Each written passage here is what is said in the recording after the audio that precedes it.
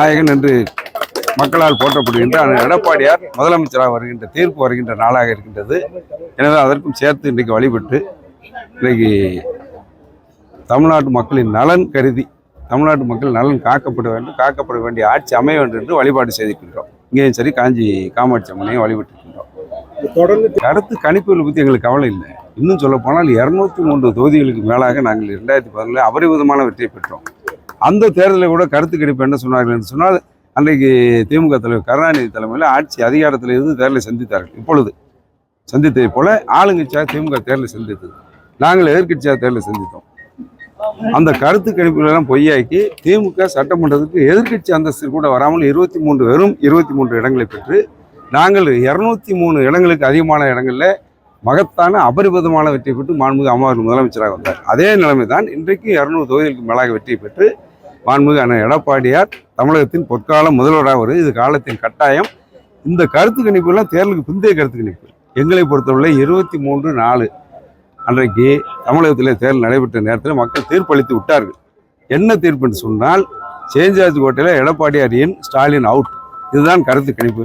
நிதர்சனமாக வருகின்ற 4ஆம் தேதி வரக்கூடிய தீர்ப்பாக இருக்க போகுது. ஒரு புதிதாக ஒரு கட்சி அரசியல் களத்துக்கு வரும்போது ஏற்படுகின்ற தாக்கம் தான். இன்னும் சொல்ல போனால் 2006 முதல்ல தேர்தல் களத்தில் அன்றைக்குள்ள தேசிய முற்போக்கு திராவிட கழகம் முதல் தேர்தலை சந்தித்தது. கிட்டத்தட்ட 8.5% வாக்குகளை பெற்றார். அந்த நேரத்தில் இதே போல தான் அவர் செல்கின்ற இடங்கள்லாம் கூட்டம் கூடியது. தேர்தல் கூட கருத்து கணிப்பாக மிக அபரிவிதமான வெற்றியை பெறுவார் என்று சொன்னார்கள். கடைசியில் முடிவை பார்த்தால் அவர் ஒருவர் தான் வெற்றி பெற்றார். அதற்கு பிறகு அடுத்த தேர்தலில் எங்களோடு கூட்டணி சேர்ந்த பலனாகத்தான் அவர் எதிர்கட்சி தலைவர் அந்தஸ்தை கூட பெற்றார். எங்களிருந்து விலகினார், அனைத்தையும் இழந்தார். எனவே எந்த அரசியல் கட்சியும் புதிதாக தோற்றுவிக்கப்பட்ட கட்சி தமிழகத்திலே திராவிட முன்னேற்ற கழகம் பேரறிஞர் அண்ணா திராவிட முன்னேற்ற கழகம் சொல்கின்றோம்.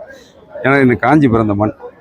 அவருக்கு பிறகு ஒரு கட்சியை தோற்றுவித்தவர் புரட்சி தலைவர் எம்ஜிஆருடைய இயக்கம்தான் தமிழகத்திலே வேரூன்றி ஆள்போல் தலைத்து அறுபோல் வேரூன்றி கிட்டத்தட்ட 32 ஆண்டுகள் ஆட்சி பொறுப்பில் இருந்தோடு மட்டுமல்லாமல் மீண்டும் ஆட்சி அமைக்கின்ற வரலாற்றை இங்கே படைக்கப் போகின்றோம். அதற்கு பிறகு எத்தனையோ நடிகர் சிவாஜி கணேசனாக இருந்தாலும் சரி, எத்தனையோ பேர், கேப்டன் விஜயகாந்த், சரத்குமார், டி ராஜேந்தர், பாக்கியராஜ் போன்ற எண்ணற்ற கட்சி நடிகர் SSR அந்த காலத்து கட்சியை துவங்கினார்கள்.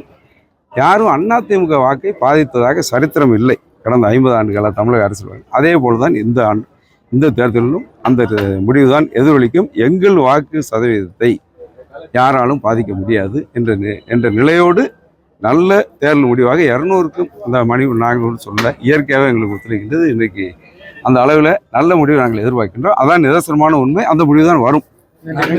நன்றி. யார்